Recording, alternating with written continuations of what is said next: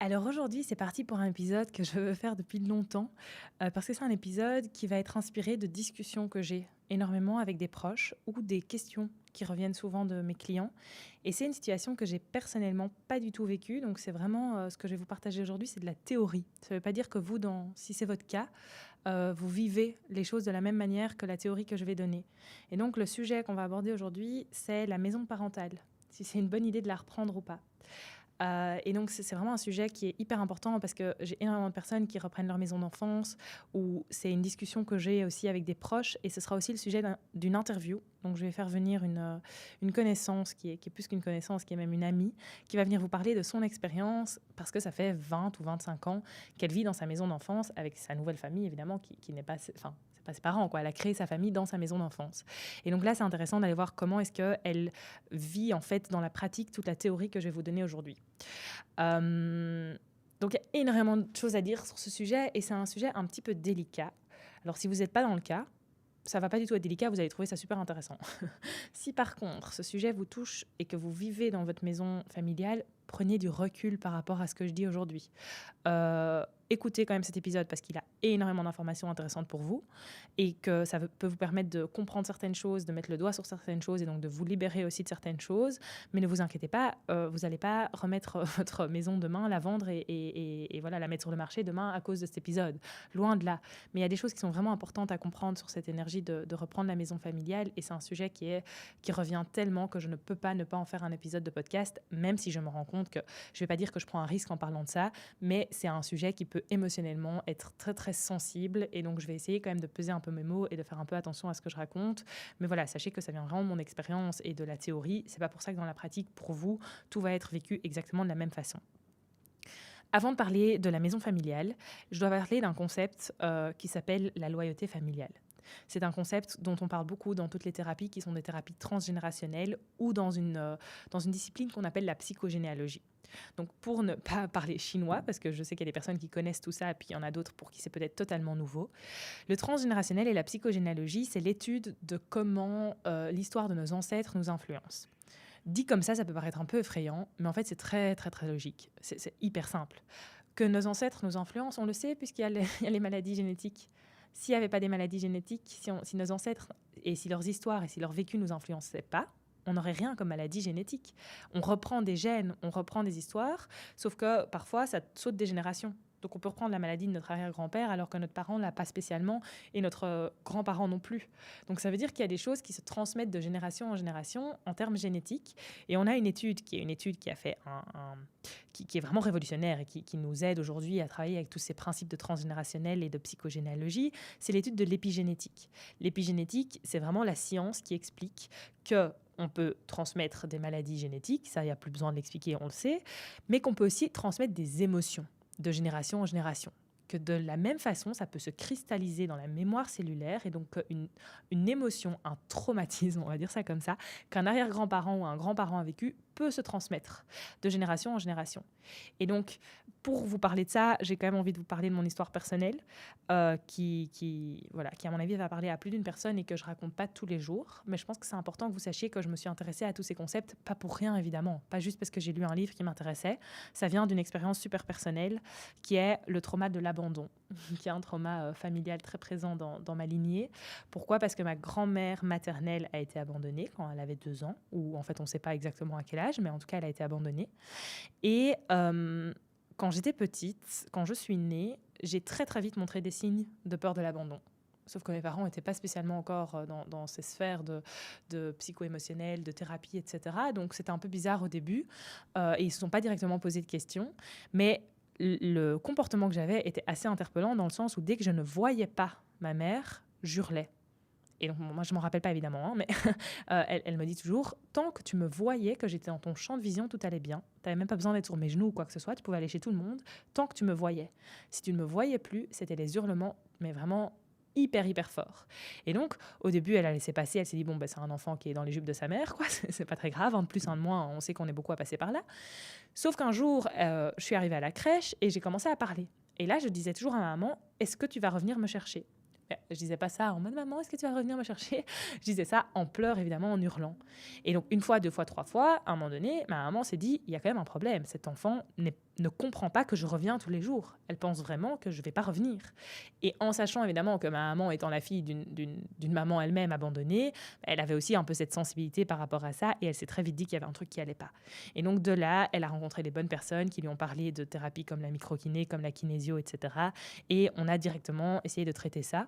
Finalement, je pourrais dire que ça a presque pris 27 ans à se traiter et pas juste 2 séances à l'époque. Mais on a vite compris qu'il y avait un problème par rapport à cette histoire d'abandon. Et puis en fait, en grandissant, j'ai retrouvé ça dans énormément de mes schémas de relations, des personnes que je rencontrais, des amis, des proches, etc., avec une peur de l'abandon et un lien avec ma mère qui était vraiment plus de la peur qu'un vrai chouette lien. Enfin, si, on a un super lien, mais basé sur une peur de l'abandon, en fait, qui est quand même une peur. Et donc, c'était super intéressant de me rendre compte qu'en fait, cette histoire ne m'appartenait pas littéralement, était une histoire de ma grand-mère, de travailler ça, d'aller voir ce que ça induisait dans ma vie à moi et de voir qu'en effet, en fait, je vivais des situations à cause en fait d'une histoire qui n'est pas la mienne.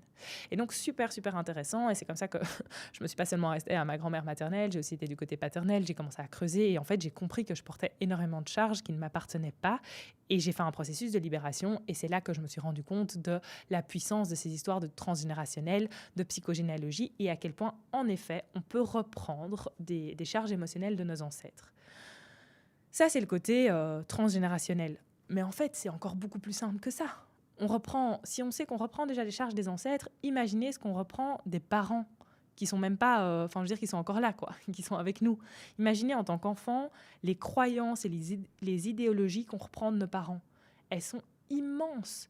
Ils nous forment, ils nous forgent. Nos idées viennent de leurs idées, qui viennent de leurs parents et de leurs grands-parents. Et donc, en fait, on crée comme ça une lignée familiale de croyances qui est énorme.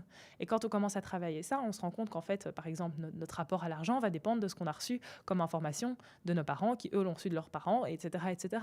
Notre rapport aux relations aussi, aux hommes, aux femmes, tout ça dépend de la lignée. Et donc moi, j'ai commencé à travailler ça avec l'habitat parce que vous vous rendez pas compte à quel point il y a énormément de choses qui se reflètent dans l'habitat. Et donc par rapport au symbolique qu'on va mettre dans l'habitat, on peut très vite comprendre les grandes histoires familiales, ce qui se transmet, ce qui se traduit, etc. Et donc c'est vraiment une sphère avec laquelle j'ai commencé à travailler personnellement pour me libérer et pour, voilà, en chemin thérapeutique, on va dire ça comme ça, mais que j'utilise aussi aujourd'hui professionnellement. Et donc ces charges émotionnelles, je peux vous témoigner qu'elles sont là chez tout le monde. Peu importe l'enfance que vous avez eue. Vous pouvez avoir eu les meilleurs parents du monde qui vous ont donné tout l'amour du monde. D'ailleurs, c'est franchement le cas de mon enfance. Ça ne veut pas dire qu'ils ne vous ont pas transmis leurs croyances, leurs idées et leurs charges, et leurs traumas, et leur stress, et leurs peurs. Je peux continuer comme ça pendant un moment. C'est tout à fait normal. Et donc, c'est pour ça qu'il y a tellement de personnes, et je ferai un épisode là-dessus, mais qu'il y a tellement de personnes qui, à un moment donné, ont besoin radicalement de partir de chez eux. Partir à l'autre bout du monde et qui disent « je me suis trouvée à l'autre bout du monde ». Je rigole toujours quand on dit ça parce qu'on dit souvent « je pars pour me retrouver ». Ou pour me trouver tout court. Et on dit toujours que la vérité sort de la bouche des enfants, mais j'ai une petite cousine au Portugal qui un jour a entendu quelqu'un dire ça et qui a dit non mais je comprends pas, il va chercher quoi, il est là. Et c'est rigolo l'innocence des enfants parfois, et c'est vrai en fait, quand on dit cette phrase je pars pour me retrouver, en fait ça veut juste dire je pars pour me libérer de cette charge de mes ancêtres, de mes parents, de tout ça, pour voir en fait comment je fonctionne indépendamment de qui que ce soit. Et donc en fait c'est plus une libération qu'une recherche de qui je suis, parce qu'on est là, elle a raison ma petite cousine. C'est rigolo de voir comment les enfants pensent. Mais tout ça pour vous dire que donc il y a vraiment ce besoin à un moment donné de voir ok mais comment est-ce que je pense si je reprends pas toutes les idées de mes parents. Et c'est quelque chose qu'on retrouve beaucoup quand on part de chez soi pour la première fois.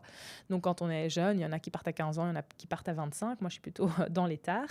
Mais moi, j'ai pu voir ça chez plusieurs de mes amis qui, au moment où moi, je m'ouvrais beaucoup à beaucoup de principes de développement personnel, de spiritualité, on appelle ça comme on veut. J'avais des amis qui étaient un petit peu plus fermés. Et en fait, je les ai vus évoluer en partant de chez eux. En partant, par exemple, en colocation. Mais du coup, on a d'autres discussions avec d'autres personnes qui ont eu d'autres croyances, qui ont reçu d'autres idées. Et donc, une fois qu'on commence à rentrer dans cette phase, que ce soit à 15 ans ou à 25, d'échange avec d'autres, on se rend compte qu'en fait, les idées qu'on a reçues de nos parents peuvent être remises en question, peuvent être différentes. Mais quand on est petit, c'est totalement différent. Et donc, tout ça pour vous expliquer le contexte quand même des émotions des parents et de la charge parentale et ancestrale. Ça vient pas que des parents, ça vient aussi des ancêtres. Et donc, il y a vraiment ce truc j'ai reçu, moi j'appelle ça des charges des parents même quand il y a eu beaucoup d'amour et qu'il y a énormément de positif. Parce qu'attention que quand on est dans le transgénérationnel, dans la psychogénéalogie, dans toutes ces mémoires un petit peu et ces croyances qu'on reçoit de nos parents, quand on travaille tout ça, on a tendance à assombrir tout très fort et à voir que le négatif. Le positif, on le reçoit aussi. Hein. Les belles croyances, les belles idées, les choses qui sont fluides dans nos vies, en général, c'est fluide parce que nos parents nous ont donné la bonne direction par rapport à ça et parce que c'est fluide dans l'histoire de la famille. Pas tous les domaines peuvent toujours être des blocages non plus. Faut pas tout diaboliser. Mais c'est important dans le contexte de reprendre la maison familiale et dans le contexte de cet épisode parce que c'est la réponse que je reçois quand même souvent quand on parle de ça avec mes clients. C'est oui, mais Fiona, moi je reprends la maison familiale, mais j'ai des super souvenirs dans la maison familiale. Oui, mais c'est sûr, il y a du positif aussi. C'est pas tout négatif. Il faut juste faire attention justement à ces histoires de charge. Et si je vous donne ce contexte, c'est parce que ça va revenir après quand même de manière assez importante. Et donc là, on a compris tout ça. Et il y a un autre concept en parallèle à vraiment juste ces croyances et ce schéma familial qu'on reçoit dans notre inconscient. Il y a un autre concept qui est très très important qui s'appelle le concept des loyautés familiales. La loyauté familiale, ça veut dire qu'en fait, tout ce qu'on a reçu en tant qu'enfant de nos parents, on doit le garder d'une certaine façon dans notre inconscient tant qu'on n'a pas compris qu'on avait le droit de s'en libérer. Et on doit le garder pour des raisons inconscientes, qui sont des raisons que j'ai déjà expliquées dans plusieurs épisodes. Par exemple, dans l'épisode 9 sur les peurs, je reviens fort sur ce concept-là, mais donc je vais le résumer ici. C'est le concept de appartenir au clan. Je vous ai déjà expliqué qu'on fonctionne sur des principes de survie et des instincts de survie. Et je vous invite à regarder de nouveau comment fonctionnent les animaux, puisque notre instinct de survie est encore très fort lié au leur. Ils appartiennent à un clan. Donc tous les lapins restent ensemble, tous les moutons restent ensemble, tous les lions restent ensemble. Ils appartiennent à un groupe. Et s'ils sont exclus du groupe, ils sont en danger. Sauf que les animaux, ils n'ont pas de rationnel, ils n'ont pas le temps de penser, ils pensent qu'à une chose, c'est à survivre. Et notre inconscient et notre mémoire cellulaire, elle pense c'est la même chose, elle pense qu'à survivre. Et elle va créer plein de situations pour notre survie. Et donc, qu'est-ce qui va se passer avec les animaux ? Si un animal est exclu, parce que par exemple, il s'est cassé la patte ou il a trébuché, quoi, on va pas l'attendre dans le clan. Il faut penser à la survie. Si on est attaqué et que les prédateurs sont derrière, il faut courir. Et il faut rester en groupe et il faut y aller. Donc ça veut dire qu'être exclu du clan, être tout seul, être le petit mouton à côté, c'est un danger de mort. C'est un danger de survie. Et nous, on reprend ça exactement de la même façon en termes de loyauté familiale. Ce qui veut dire que si on est rejeté du clan, si on est rejeté de notre famille, et nous, on est rejeté pas pour des questions physiques parce on s'est littéralement foulé la cheville. On est rejeté pour des questions en général émotionnelles parce qu'on n'a pas fait ce que les parents attendaient de nous, parce qu'on n'a pas répondu à l'attente, parce que nos parents voulaient qu'on soit des grands avocats et on a décidé d'être artistes. Et donc, parce qu'on n'a pas répondu à l'attente, en fait, on a un sentiment de rejet, de sortir du clan, d'être exclu du clan. Sauf que l'exclusion du clan, c'est un rejet qui entraîne un danger de mort dans notre inconscient tant qu'on n'a pas compris ces liens-là. Une fois qu'on a compris, on peut conscientiser, on peut se dire non mais ok, en fait moi je décide de fonctionner différemment, je vais pas garder cette sensation de rejet. Mais inconsciemment, tant qu'on ne comprend pas ces concepts-là, on fonctionne sur cet instinct de survie-là. Ce qui veut dire que certaines personnes reprennent la maison familiale par loyauté, pour ne pas être exclues du clan, pour faire partie, pour répondre à l'attente du parent. Et énormément de personnes en fait vivent toute leur vie dans le schéma de loyauté familiale. Et c'est un instinct de survie parce que tant qu'on plaît aux parents et tant qu'on est dans leur schéma d'attente, tant qu'on répond à leur attente littéralement, on ne va pas être exclu du clan, on fait partie du clan et donc on est en sécurité. Et c'est pour ça, et j'en parlais dans l'épisode où je parlais des chambres d'enfants, c'est pour ça que les enfants, quand c'est des petits bébés, ils vont vraiment... Leur peur va être vraiment liée à la mort des parents. Parce que si on n'a pas la maman qui nourrit et le papa qui sécurise, dans la nature, on ne survit pas. Et donc notre inconscient, il a vraiment un truc de si ma maman n'est pas là pour me nourrir et que mon papa n'est pas là pour me sécuriser, je suis en danger. Et en fait, c'est quelque chose, c'est un principe qu'on garde parfois pendant des années, pendant beaucoup trop longtemps, et donc qui fait qu'on va tout faire dans notre vie pour plaire aux parents. Et parfois, c'est par des comportements qui sont complètement extrêmes, où en fait, on va faire tout l'opposé de ce que les parents veulent pour justement être vu, être reconnu, parce qu'avoir de l'attention, ça veut dire qu'on n'est pas encore rejeté. Tant qu'on a de l'attention, on est encore là. On n'est pas rejeté, on n'est pas totalement exclu. Donc, on a des comportements qui vont aller d'une extrême à l'autre. On a parfois des comportements qui vont aller très fort dans le sens de nos parents, faire tout ce qu'ils veulent, bien tout faire dans le cadre pour faire partie de la chose, et parfois on va partir dans l'autre extrême, mais qui peut être une extrême aussi simplement pour attirer de l'attention et donc avoir l'impression de ne pas être exclu d'une certaine façon. Et donc tout ça pour vous dire qu'il y a une espèce de loyauté familiale qui se met en place, qui est en fait juste un instinct de survie. Et c'est dommage, parce que parfois on a des parents qui seraient tout à fait OK qu'on fasse un autre schéma, qu'on prenne notre propre maison, qui seraient tout à fait OK qu'on ne fasse pas tout comme eux ont prévu Si vous avez prévu une grande carrière d'avocat, en fait, ils seraient très contents que vous êtes artiste. Vous avez prévu la maison familiale, en fait, ils sont tout à fait OK que vous preniez un autre bien à peut-être 20 kilomètres de cette maison familiale-là ou peut-être à l'autre bout du monde. Mais on ne s'autorise pas à penser ça par cette fameuse loyauté familiale qui est quand même très, très inconsciente. Et donc, pourquoi est-ce que je vous raconte tout ça, en espérant que ce soit quand même assez clair, parce que c'est des sujets qui sont très complexes et qui peuvent être évidemment très, très approfondis. Pourquoi est-ce que je vous raconte tout ça? C'est parce que souvent, on reprend la maison familiale par loyauté et non par libre arbitre, et non par vraiment intention personnelle de libération. Ça veut dire qu'admettons, vous êtes conscient de toutes ces charges, de toutes ces croyances de vos parents, que vous avez déjà travaillé tout ça, que vous êtes hyper fort libéré, vous êtes parti à l'autre bout du monde, vous avez vécu votre vie, vous avez fait le travail. Et puis vous revenez à votre lieu d'enfance, vous dites ok, je reprends la maison familiale, mais je la rénove, j'en fais mon truc, mon énergie. C'est totalement différent. Là, vous êtes dans votre propre pouvoir. Vous reprenez un terrain, vous reprenez une énergie du passé, mais vous la transmutez pour en faire votre propre énergie. Là où on peut avoir un petit peu plus de problématiques et où ça peut être beaucoup plus lourd, c'est de ne pas avoir fait tout ce processus-là et là reprendre la maison familiale. Parce que là, en général, on est toujours bien dans une loyauté quelconque et ça devient très très difficile de faire son propre parcours et de se libérer de ses charges parentales, de ses croyances, etc. Et dès que vous faites un chemin de développement personnel, que vous faites un chemin voilà, si vous avez vécu un moment plus difficile et que vous travaillez sur vous, vous verrez que le travail sur soi passe toujours bien à un moment ou un autre par une déconstruction des schémas familiaux et des croyances familiales qu'on a reçues. Toujours. Et dans le pire des cas, ce sont des gros traumas familiaux transgénérationnels où on va vraiment lâcher des gros bazars qu'on va laisser derrière nous. Et donc, c'est clair que si on reprend notre maison d'enfance, c'est difficile de se libérer de tout ça. Ça veut quand même dire qu'on bâtit notre futur sur de l'ancien.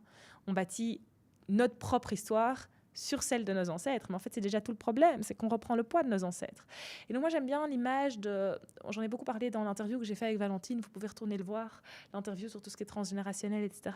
J'aime bien l'image d'un arbre généalogique et de dire, en fait, on a les racines dont on a besoin. Et en fait, l'arbre généalogique, on devrait apprendre à le dessiner dans l'autre sens. C'est un truc que je dis souvent aux enfants, aux parents qui ont des enfants qui reviennent de l'école avec des arbres généalogiques qu'ils ont fait dans un moment de créativité scolaire. Et donc, l'arbre généalogique, on le dessine comment? On le dessine avec nous en dessous. Et puis après, on part de nous, et puis les ancêtres, les ancêtres, les ancêtres. Ce qui veut dire que symboliquement, on porte le poids de nos ancêtres.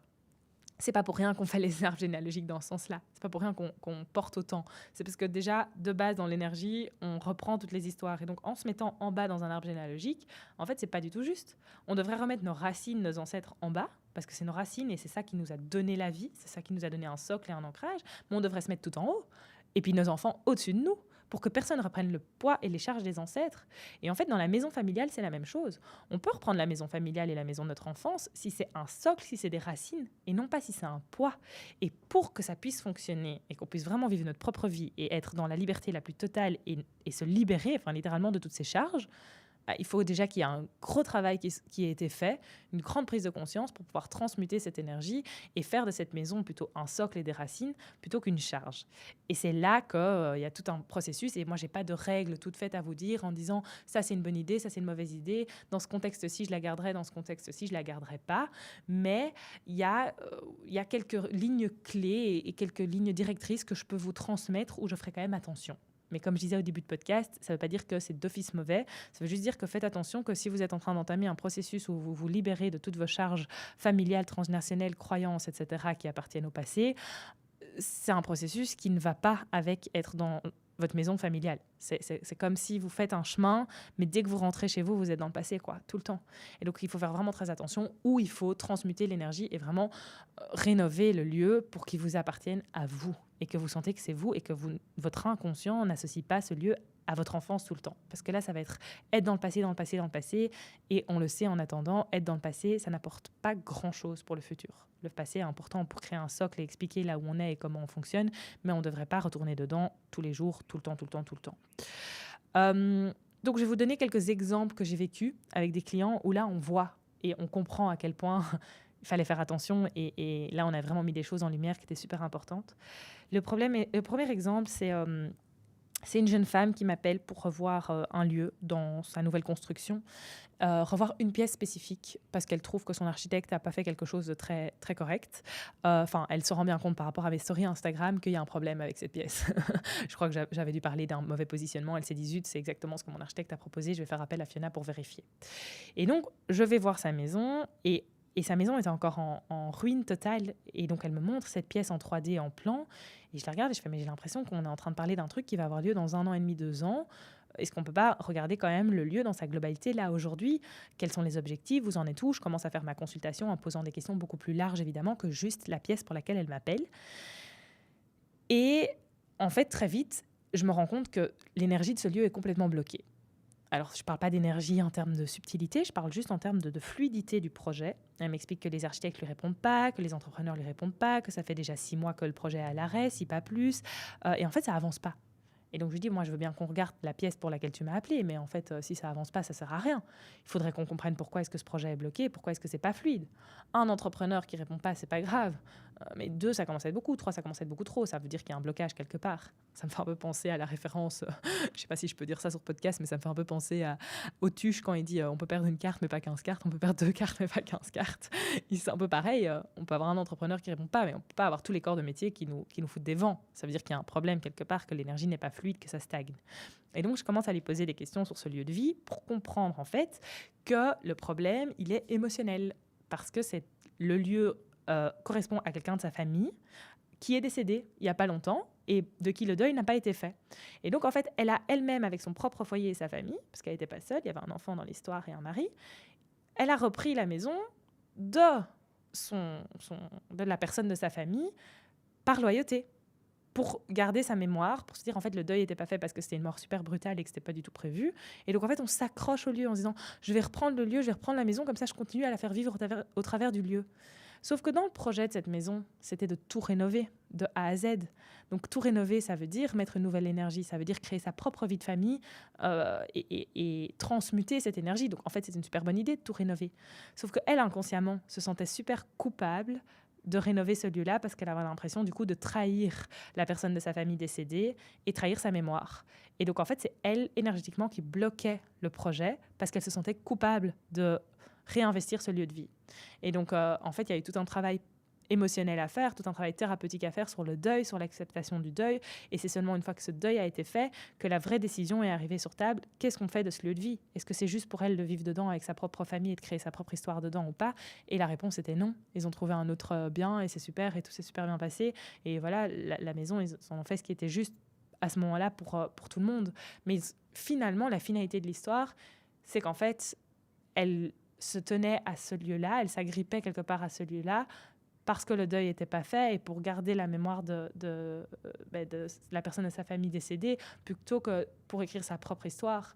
Et c'est là que je vous renvoie vers l'épisode que j'ai fait en interview avec Valentine où on explique vraiment la différence entre un bien, un meuble, et en fait, on n'est jamais vraiment attaché à la maison ou au meuble. On est attaché aux souvenirs, on est attaché à la mémoire, on est attaché à ce que ça représente inconsciemment. Vous savez, un meuble de votre grand-mère, c'est pas le meuble qui vous attire. C'est que votre inconscient lit le meuble à votre grand-mère et donc quand vous regardez le meuble, il y a des souvenirs qui remontent.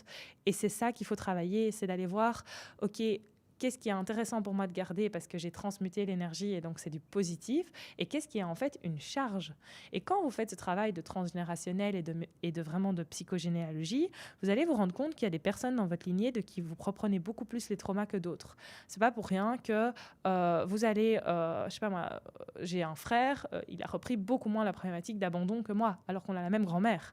On reprend tous des choses différentes, et donc ça veut dire que si j'avais pas fait tout le travail et que ma grand-mère venait à décéder demain, moi j'aurais été beaucoup plus enclin à reprendre les meubles de ma grand-mère parce que je suis beaucoup plus proche de son histoire et donc énergétiquement j'aurais été beaucoup plus attirée par ces meubles que par exemple mon frère.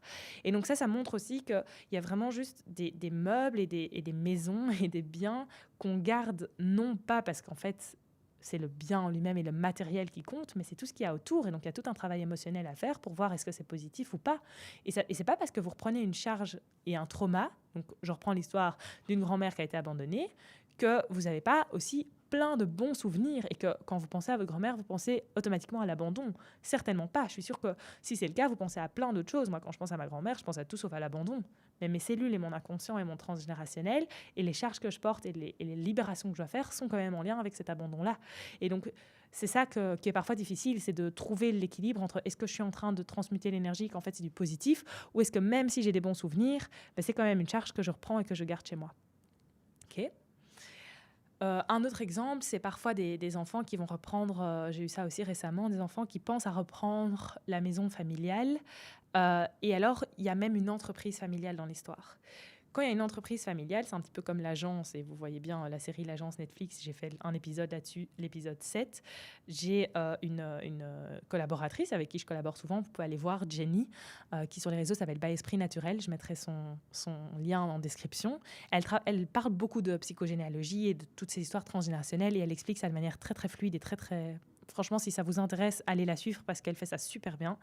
Et c'est marrant parce que moi, quand je regarde la série L'Agence, je regarde ça vraiment avec mon spectre d'architecture. Et Jenny, elle regarde ça avec son spectre de transgénérationnel et de loyauté familiale. À quel point il y a vraiment un truc de je suis obligée de faire ce que mes parents ont fait et de vraiment faire vivre la mémoire familiale. Et en fait, est-ce que ces personnes sont vraiment libres ?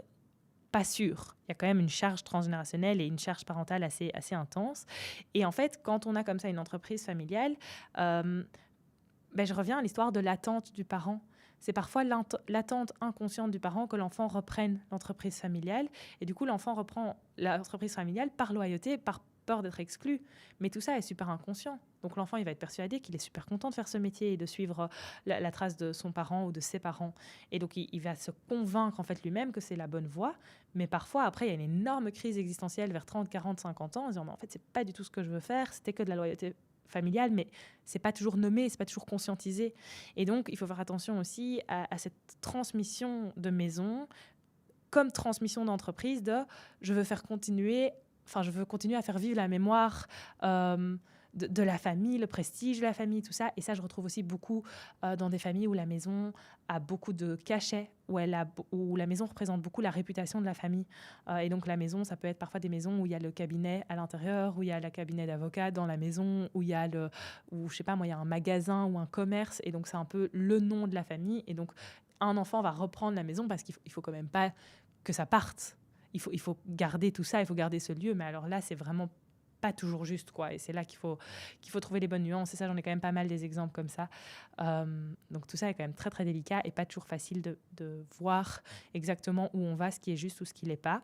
Moi, mon plus grand conseil, c'est quand même toujours de faire d'abord un travail d'introspection, d'abord voir, OK, comment est-ce que moi je fonctionne? Est-ce que je me suis vraiment libérée de ces chaînes, entre guillemets, familiales? Est-ce que je suis vraiment dans mon histoire plutôt que dans l'histoire de mes ancêtres? Est-ce que j'ai encore cette histoire d'exclusion et cette peur qu'en fait je ne sois pas totalement reconnue, entre guillemets, par mes parents? Et de d'abord travailler ça, travailler cet arbre généalogique, travailler la psychogénéalogie, travailler le transgénérationnel, faire vos chemins par rapport à ça. Et puis vient l'habitat, et puis vient la maison, et puis vient la question de, OK, maintenant que tout ça est libéré, qu'est-ce qui est mon vrai chemin? Est-ce que c'est juste de reprendre la maison familiale et alors je transmute l'énergie et je fais en sorte que ce soit vraiment mon histoire et pas celle de mes parents ou autre, quoi. Et donc, il y a quand même 3 cas que j'ai nommés. Il y en a peut-être plus, mais il y a 3 cas que j'ai envie de vous transmettre dans cet épisode où j'éviterai quand même vraiment de reprendre la maison familiale, ou en tout cas, je ferai très attention. C'est quand il y a un deuil en lien avec la maison, donc il y a un parent décédé et qu'en fait, du coup, on reprend la maison plus parce qu'on a envie de garder cette mémoire du parent décédé, un peu comme l'histoire que je vous racontais là tout à l'heure. Là, il faut faire très attention parce que beaucoup de problématiques viennent d'un deuil qui n'est pas fait. Je ferai un épisode sur le deuil exclusivement, mais vraiment beaucoup de nos stress, même de santé et des choses comme ça, quand on remonte, c'est parfois les deuils de quelque chose qui ne sont pas faits. Ce n'est pas toujours des deuils d'une personne, ça peut aussi être des deuils d'une situation. Mais donc beaucoup trop souvent, un deuil, chez nous, dans notre société, on passe beaucoup trop vite au travers aujourd'hui. Avant, on demandait parfois 6 mois de congé pour un deuil, quoi, un an de congé pour un deuil. Aujourd'hui, on a tellement de distractions que quand il se passe quelque chose de tragique, on passe directement à autre chose. Je pense même juste à des relations, quoi, de passer de l'un à l'autre sans avoir fait le deuil de la précédente. Et c'est la même chose avec les décès. Et donc, il faut faire très attention quand un parent décède ou un grand-parent décède, de ne pas prendre la maison en substitution du deuil pour continuer à faire vivre la personne, mais de la mauvaise manière. Parce que là, on est vraiment sur son histoire et pas sur la nôtre. Attention aussi à reprendre des maisons quand les relations sont conflictuelles avec les parents. Alors ça va être assez rare parce que comme si la relation est conflictuelle, en général, la fréquence est tellement différente que ça va être rare d'être attiré par être dans le lieu qui correspondait à l'histoire de nos parents alors qu'on est en conflit avec eux. Donc c'est assez rare, mais ça peut arriver.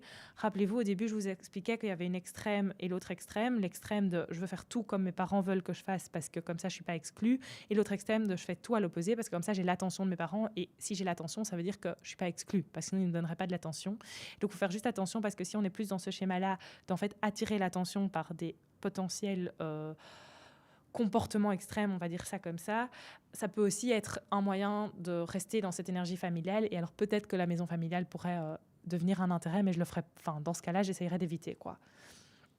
Et un troisième cas où j'essaierais d'éviter aussi, c'est si on sent qu'on a des parents très contrôlants, qui n'arrivent pas à nous laisser partir, qui n'arrivent pas à être dans cette énergie de vraiment libération et de laisser l'enfant, je dis l'enfant, mais parfois c'est un adulte, l'adulte vivre de ses propres ailes et voler, et que le parent a vraiment besoin de garder le contrôle, de rester dans cette emprise, en fait, d'une certaine façon. Et attention que c'est pas un jugement, parce que beaucoup de parents s'en rendent même pas compte. Il y a quand même ce truc de, on vient de générations où on restait tous dans le même village. Avant nous, les grands-parents, ils se rencontraient dans le même village et tout le monde restait ensemble. Aujourd'hui, nous, on est des générations où on part à l'autre bout du monde et c'est OK et c'est normal. Mais on a parfois des parents pour qui c'est très compliqué parce qu'ils ont encore fait des enfants dans l'intention que les enfants restent tout près, s'occupent d'eux quand ils sont vieux. Dans la religion catholique, il y a de ça très très fort aussi. C'est sans jugement évidemment, c'est cette idée que l'enfant doit prendre soin de son parent malade et donc, ou de son parent qui vieillit. Et donc il y a cette intention aussi chez certaines personnes qui font des enfants, de faire des enfants parce qu'on a envie de faire des enfants, mais aussi pour qu'ils s'occupent de nous plus tard. Et là, on a parfois des parents qui, du coup, ne laissent pas l'enfant partir parce que l'intention de faire un enfant, dans ce cas-là, même s'il y a beaucoup d'amour, c'est de le garder près de soi. Quand on a ce schéma-là, là aussi, je ne prendrais pas la maison familiale parce que, du coup, c'est vraiment rester dans cette emprise familiale alors que, théoriquement, la vraie libération, c'est d'avoir beaucoup d'amour, c'est d'avoir beaucoup de proches, mais d'être libre et de ne pas être dans ces schémas d'emprise, de chaîne, d'une certaine façon. Tout ça demande évidemment beaucoup de travail. Mais voilà, c'était vraiment un peu mes conseils et en tout cas mes réflexions par rapport à cette idée-là. Et je vous dis, c'est pas noir ou blanc, c'est pas d'office non, pas d'office oui. Je pense que ça dépend beaucoup du contexte, ça dépend beaucoup de l'histoire familiale. Et je pense vraiment qu'il serait temps que les architectes s'allient aux psychologues pour que les choix soient faits ensemble. Et c'est pour ça qu'il y a des métiers comme les miens et que j'essaye de former un maximum de personnes à tout ça, c'est que vous puissiez trouver dans un même métier des personnes qui peuvent vraiment regarder avec vous, ok, mais par rapport à votre histoire et votre parcours, si on creuse vraiment dans ce que vous avez vécu et votre histoire familiale, est-ce que c'est un bon choix ou pas de prendre cette maison ou une autre, ou d'aller vivre ailleurs, à l'étranger, mais de se faire accompagner dans ces choix-là, parce que notre environnement, c'est vraiment ce qui crée notre personnalité, quoi. Le jour où on comprendra l'impact de notre environnement sur notre bien-être, c'est le jour où on sera tous libérés et on sera tous heureux. En tout cas, c'est ça que j'ai envie d'alimenter comme croyance. Donc voilà, c'est un épisode sur lequel je reviendrai en interview parce que j'ai très très hâte de vraiment poser des questions à quelqu'un qui a vécu cette situation, voir comment elle l'a vécu, comment elle l'a transmuté, si elle l'a déjà transmuté ou pas. Et donc j'ai hâte de vous retrouver sur une interview par rapport à ça. Puis je vous remercie d'avoir été avec moi jusqu'au bout de cet épisode. Je vous retrouve la semaine prochaine pour le prochain. Ciao ciao.